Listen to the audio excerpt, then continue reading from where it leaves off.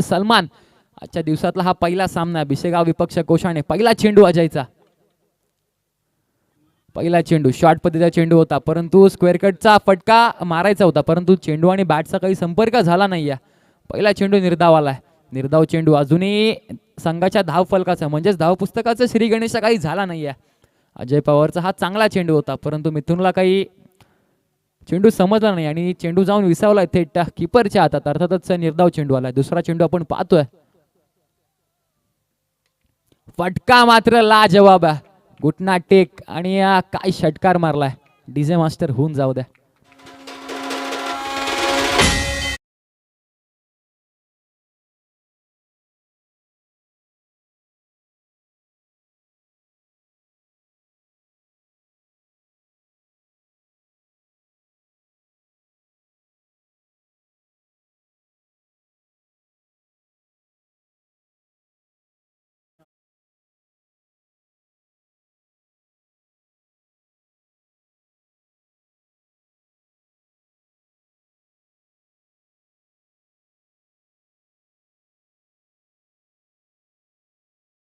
ज्या फटक्याचा प्रयत्न केला होता ना, परंतु तोच प्रयत्न इथं आता यशस्वी ठरलाय. आलाय तो दर्जेदार चौकार आपण पाहतोय.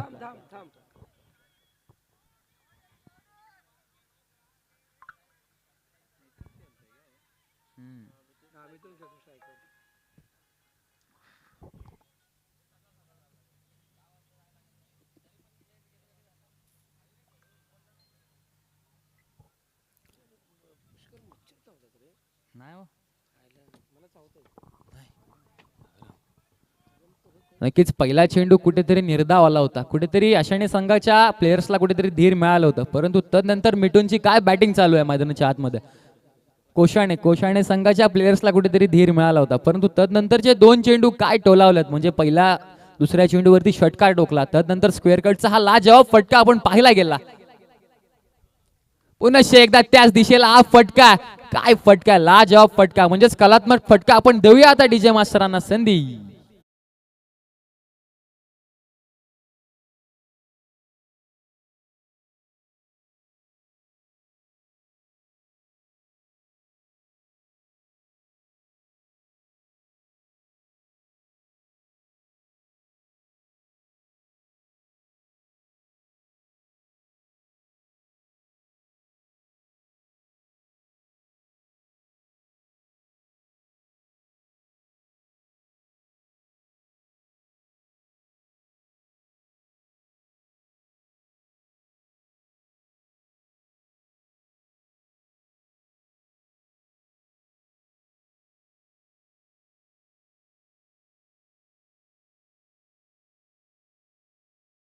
बचावत असताना आपल्याला पाहायला मिळाल्या असत्या. कुठेतरी कोशाणे संघ प्रयत्न करतोय, कारण P1चं षटक आहे ना, तर जबाबदारीचं असतं. P1च्या षटकामध्ये 30 यार्ड सर्कलचं रेस्ट्रिक्शन सुद्धा असतं, परंतु अशामध्ये गोलंदाजी करणं एक दडपणाचं काम असतं. फटका चांगला आहे, प्लेअर आहे तिथे लॉंग ऑन क्षेत्रात. हा फटका टोलवला होता, उचलणार फेकणार, परंतु एकाच धावेवर दोन्ही बॅटर्सनं समाधान मानलंय आणि अशा प्रकारे पहिलं षटक इथे झालंय समाप्त. पहिल्या षटकाच्या समाप्तीनंतर धाव फलकावर ही धावा इथे एकवटल्या गेल्यात. 15 धावा. नक्कीच पहिल्या षटकामध्ये P1च्या षटकामध्ये 15 धावा अधिकात अधिक असतात, कारण तुम्हाला तिथे चांगली गोलंदाजी करावी लागते. कारण आपल्या टीमचा एक प्रमुख असा गोलंदाज जेव्हा गोलंदाजी करतो ना, तर टीमला म्हणजे त्यांच्या प्लेयर्सला अपेक्षित की जास्तीत जास्त 8 ते 10 धावा त्यानं खर्च कराव्यात, परंतु पहिल्या षटकामध्ये 15 धावा आल्यात. आता कुठेतरी कोशाणे संघाचे बॉलर्स कुठेतरी प्रेशरमध्ये असतील, कारण त्यांना धावा रोखायच्या आहेत. कारण आता जर का प्रत्येक षटकामध्ये जर का 12 ते 13 म्हणजे या धावा आल्या ना, तर कुठेतरी भिसेगाव संघ वर्चस्व गाजवताना आपल्याला पाहायला मिळेल या सामन्यामध्ये.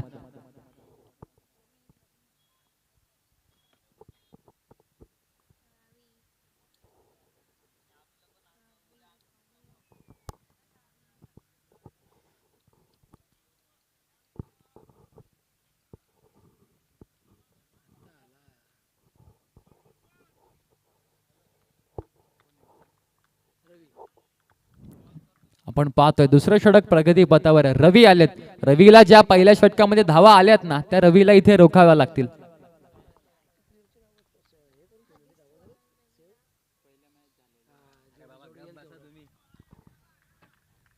रवीला पहिल्या त्यालाच रोख नाही ना, शांत बसा ना, बया नका उगाच डोक्याची. आपण पाहतोय रवी आलेत गोलंदाजी मार्कवर. रवीला चांगलं षटक हाताळावं लागेल. पहिला चेंडू स्लोअर मध्ये चेंडू होता, परंतु फाईन क्षेत्रात काय फटका, अगदीच ला जबाबदार षटकार आलाय आणि या षटकाराच्या साहाय्याने धाव फलक अतिशय वाऱ्याच्या वेगाने पुढे सरसावतोय. 21 या अंकावरती टोक डिजई.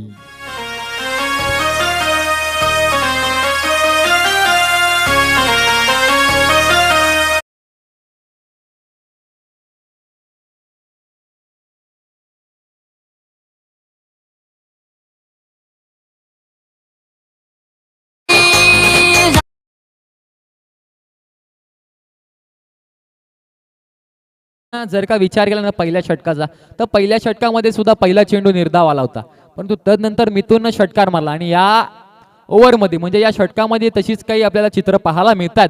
परंतु तिसरा चेंडू चांगला हाताळावा लागेल.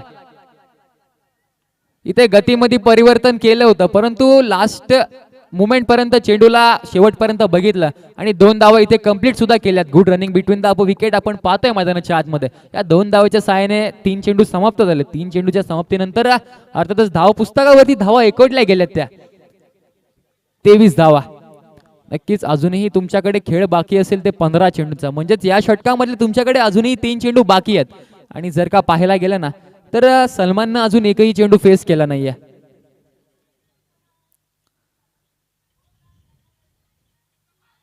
फटका आपण मोठा ॲक्वर्ट करायचा होता, परंतु इथे काय घडलंय, काय बिघडलंय ते म्हणतात ना, ना तूने देखा ना मैंने देखा, इधर हो गया ऍक्सिडेंट, असं आम्हाला काल आमच्या मंगेश सरांनी सांगितलं होतं. नक्कीच इथे विकेट आली आहे. ज्या सलमाननं एकही चेंडू फेस केला नव्हता आणि निराशेने हताश पावलाने आपण पाहतोय डगावच्या दिशेला रवाना झालाय.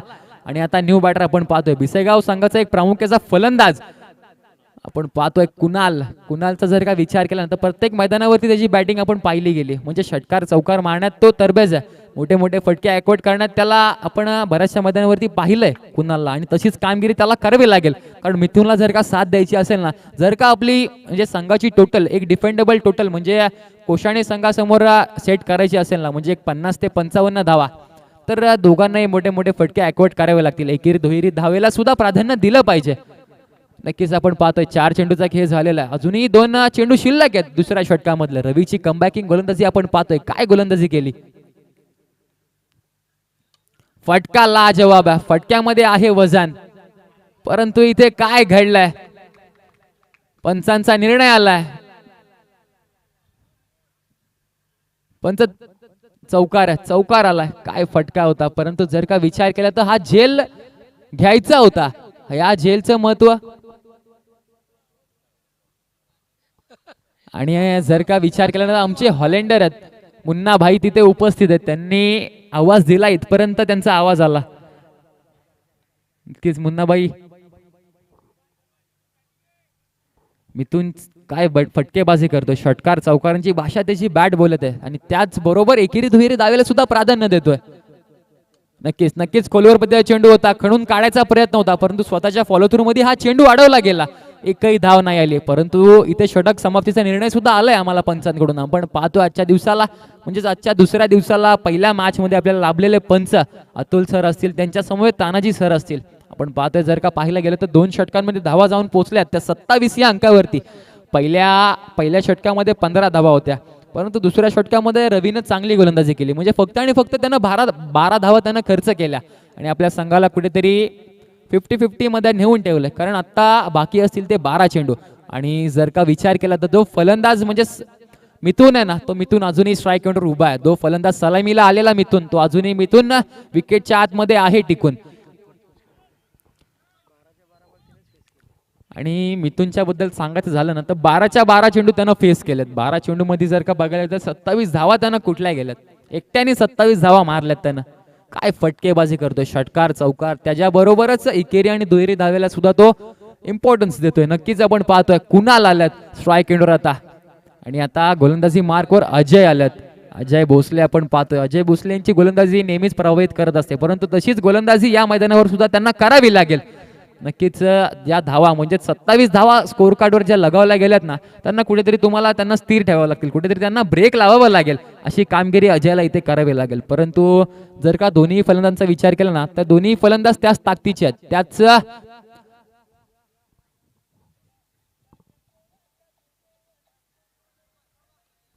अजयचा पहिला चेंडू त्यांना फेस करेल. म्हणजे पहिला चेंडू जर का पाहायला गेलं तर मिथुननं आतापर्यंत 12 चेंडू फेस केलेत. आपण पाहतोय कुणाल आता स्ट्राईक एंडवर, कुणालच्या बॅट मधून मोठे मोठे फटके येत असताना आपण पाहतो. पुनश्च एकदा हा निर्धाव चेंडू आहे. चेंडू पडल्यानंतर चेंडूनं अधिक अशी उसळी घेतली, परंतु बॅटरला म्हणजेच कुणालला काही चेंडू कळाला नाहीये. आलाय तो निर्धाव चेंडू. जेव्हा जेव्हा निर्धाव चेंडूची सांगता होईल ना, तेव्हा कुठेतरी तुमचा संघ बॅकफुटला जाईल. कारण तुमच्याकडे स्कोर कार्डवर धावा 27 आहेत, परंतु या ओव्हरमध्ये जर का कमी धावा दिल्या ना, तर कुठेतरी तुमचा संघ अडचणीत सापडेल की काय. कारण 4 षटकांचा सामना आहे. 4 षटकांमध्ये तुम्हाला कमीत कमी 40 ते 45 धावा रचायच्या असतात. नक्कीच नक्कीच इथे LBW ची अपील केली होती, परंतु तटस्थ पंच आहेत आमचे. इथे लेग बाईसची एक धाव इथे मिळाली गेली आणि आता मिथुनकडे स्ट्राईक आहे. ज्या मिथुननं षटकार आणि चौकारांची भाषा बोलले ना मागच्या 12 चेंडूमध्ये, तोच मिथुन आपण पाहतोय स्ट्राईक एंड उभा आणि त्यांना फेस करेल. म्हणजेच आपण गोलंदाजी मार्कआउट पाहतोय अजय भोसले याला. अजय भोसलेचा जर का विचार केला ना, तर पहिले 2 चेंडू काय हाताळले गेले त्यांना, म्हणजेच अगदीच वेगावर स्वार होऊन आणि गोलंदाजीमध्ये नियंत्रण आहे त्यांच्या. कारण व्हेरिएशन सुद्धा आपल्याला पाहायला मिळतात त्यांच्या गोलंदाजीमध्ये. गोलंदाजाला आणखी काय व्हेरिएशन जर का असेल ना आणि अचूक लाईन लेंथ, तर तुम्ही कोणत्याही फलंदाजाला जागेवरती ठेवू शकता. आणि तशीच कामगिरी अजय भोसले आतापर्यंत तरी करताना आपल्याला पाहायला मिळतात.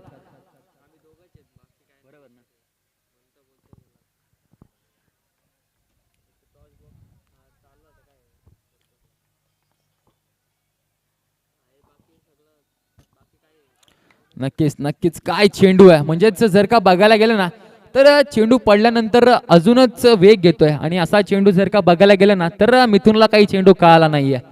आणि नक्कीच कुठेतरी प्रश्न पडला असेल की या गोलंदाजाला कसं फेस करावं. आणि नक्कीच अशी गोलंदाजी व्हायला हवी होती, कारण पहिल्या षटकामध्ये तुम्हाला अधिकात अधिक म्हणजे 15 धावा धावफलकावरती लगवल्या गेल्या होत्या. आपण पाहतोय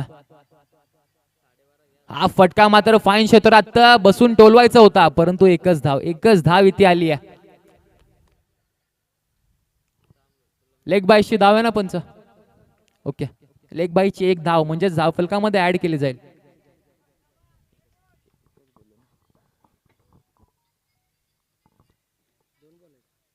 नक्कीच अजूनही 2 चेंडूचा खेळ बाकी आहे. 4 चेंडूमध्ये जर का विचार केला ना, तर अजयनं फक्त आणि फक्त 2 धावा खर्च केल्यात. पंच सांगतात हा वाईड चेंडू आहे आणि जर का आजच्या दिवसातला दुसऱ्या दिवसातला हा पहिला वाईड आहे, म्हणजेच आजच्या मॅच मधला हा पहिला वाईड इथे पडला गेला. कारण कालचा जर का विचार केला ना, तर एका गोलंदाजानं सलग 5 वाईड हाताळले होते. तशीच कामगिरी घडेल का या मैदानावरती. पुनश्च एकदा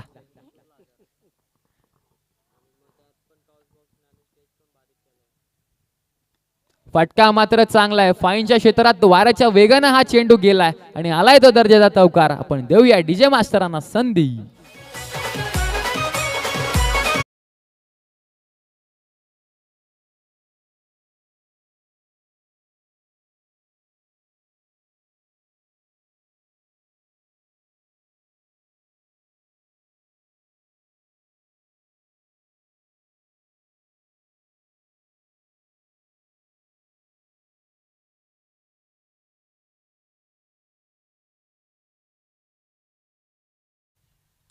हा फटका फसला गेलाय. चेंडूनं लांबी कमी आणि उंची जास्त घेतली आहे. इथे मात्र झेल केलाय धरणीला दान.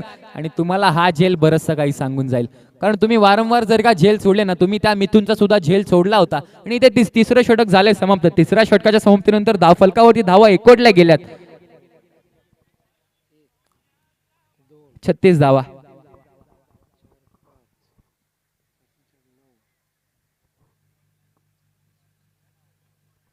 अगदी 36 धावा फलकावरती इथे एकवटल्या गेल्यात. 18 चेंडू मध्ये तुम्ही 36 धावा कुठल्या गेल्यात, परंतु काय गोलंदाजी राहिली अजयची. अजयचा जर का विचार केला ना, तर पॉवर प्लेच्या षटकात आपल्याला पाहिला एक अजयला, परंतु त्या अजयनं धावा खर्च केल्या आपल्या संघासाठी, आपल्या टीमसाठी, परंतु या अजयने इथे धावा रोखल्या गेल्या.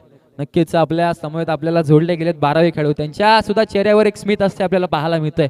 नक्कीच अजयनं चांगली गोलंदाजी केली आणि अशीच जर का चौथ्या षटकामध्ये गोलंदाजी राहिली ना तर कुठेतरी वर्चस्व गाजवेल. कारण पहिल्या षटकामध्ये आपल्याला वाटलं होतं की बिसेगाव संघाचा स्कोअर म्हणजेच आपण बघायला गेल्यानंतर 3 षटकांती 40 ते 45 पर्यंत जाईल की काय, परंतु पहिल्या षटकामध्ये 15 आल्या, दुसऱ्या षटकामध्ये 12 आल्या आणि त्यानंतर तिसऱ्या षटकामध्ये कुठेतरी धावांना स्थिर ठेवण्याचं काम म्हणजे फक्त आणि फक्त 9 धावा अजयने खर्च केल्या.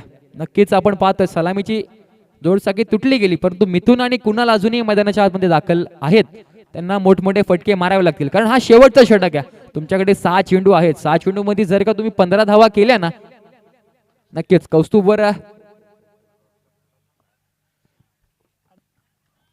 पंच सामना जरा हे करायचं थांबवायचा.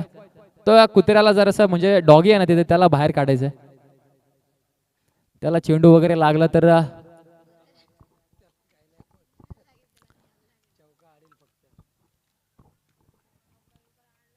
कौस्तुभात गोलंदाजी मार्कवर पहिला चेंडू शॉर्ट आर्म पद्धतीचा चेंडू होता आणि चेंडूला इथे मात्र भिरकावून दिलाय सीमारेषे पार आलाय तो दर्जेदार चौकार ठोकडी जाई.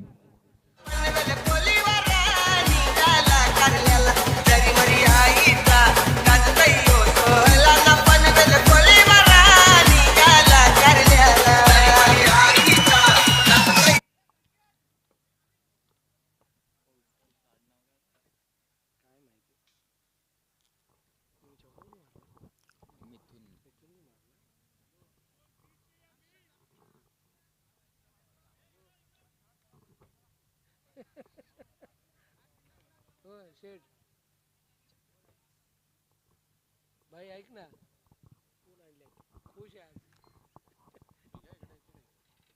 येतानाच आणलं काय इथे मिळत नाही ना.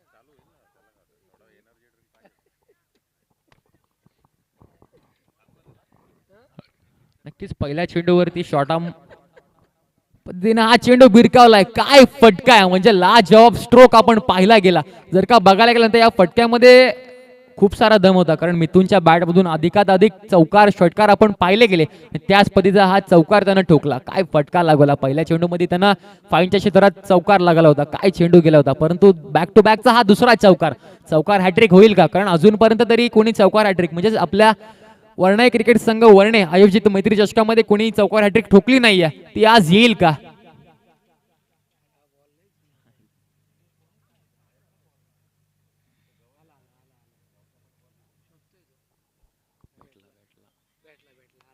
नक्कीच इथे बॉल बॉयचं सुद्धा कौतुक करावं लागेल. काय कामगिरी करतात, बॉलला शोधून आणायचं काम त्यांच्या माध्यमातून चालू आहे. नक्कीच आपलं खूप खूप धन्यवाद.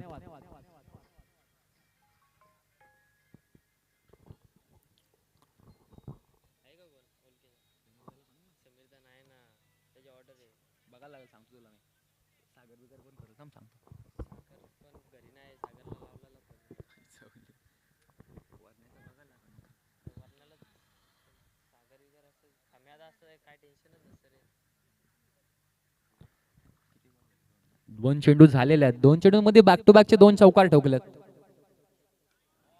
आणि इथे फटका फसलाय, कमबॅक केलंय आणि इथे बघायला गेलं ना तर दुसरी विकेट म्हणजे सलामीची जोड साखळी तंबूच्या आसऱ्याला पूर्णपणे आली आहे. या विकेटचं पतन तुम्हाला जर का त्या चौकारा म्हणजे तो चौकार गेला ना तिथे तुम्ही झेल ड्रॉप केली होती. जर का ती झेल तुम्ही कॅरी केली असती ना तर कुठेतरी तुम्हाला या धावा म्हणजे या अधिक धावा आल्यात ना त्या तुम्हाला कुठेतरी कमी असताना पाहायला मिळाल्या असत्या.